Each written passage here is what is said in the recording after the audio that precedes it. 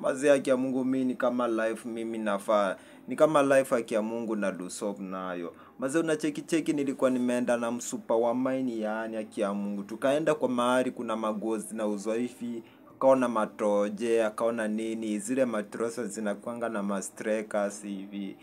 Nikasema babe nipachese hivi. Wajua mimi mpesa yangu ilikuwa imesoma 3 shillings na jumana mimi sikuwa nataka ati anione mimi ni primitive yani sina kakitu kwa mfuko jo. Sasa mimi nikaanza kuleta stories za huko manyuma tukiwa high school Kia Mungu nukapata zile kwa Rito ako pale anasema ukinichukulia ile tonjo na unuchukulia ile karinda itamatch na ile nianze kusema alulululu ayeye. Sasa mimi nianze kubonyeza hivi.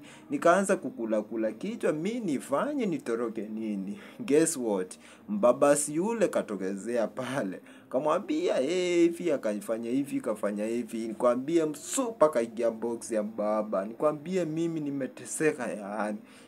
Maana nimeona ikiwa haibu. So majamaa kia Mungu msikimbie hii maisha mazee we tafuta kati. Ile kiratu yako mazee unaweza fix we fix hivyo. Kama kiratu yako haizi fix we mwenzangu we tokezea hii.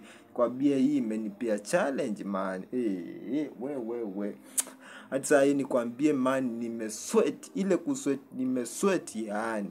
Kia Mungu nikwambie mbaba alikuwa na kigari yaani. Mimi kaona mimi kama mpesa yangu inasoma 3 shillings nitasurvive kwa hii msupa.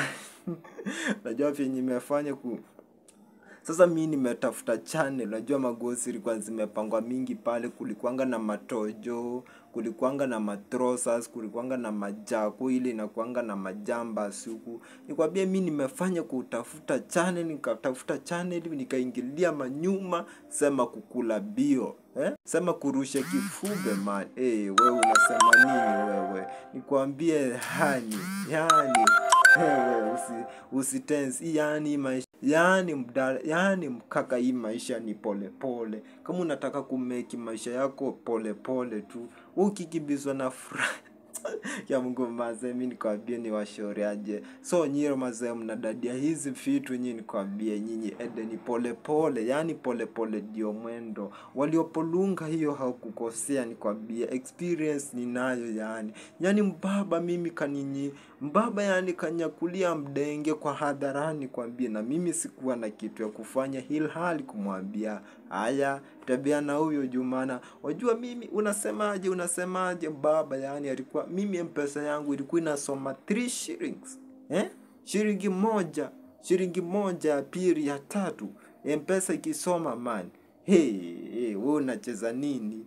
Na pale nimeambiwa ninunue tojo ya 500 alafu nikise ile kajambo unacheki ile kajambo inakuanga huko kulikuwa na msimu wa baridi mwezi wa 6. Nikwambie mimi mimi nimefuata kutafuta channel ya kutoroka mdenge man. Mazee nikwambie maisha kati pereka nyinyi mazee kama mnataka kupefuka yaani nyinyi. Imagine uko pale uko na mdenge ukiperusa mpesa balance inasoma 3 shillings wewe wacheza nini?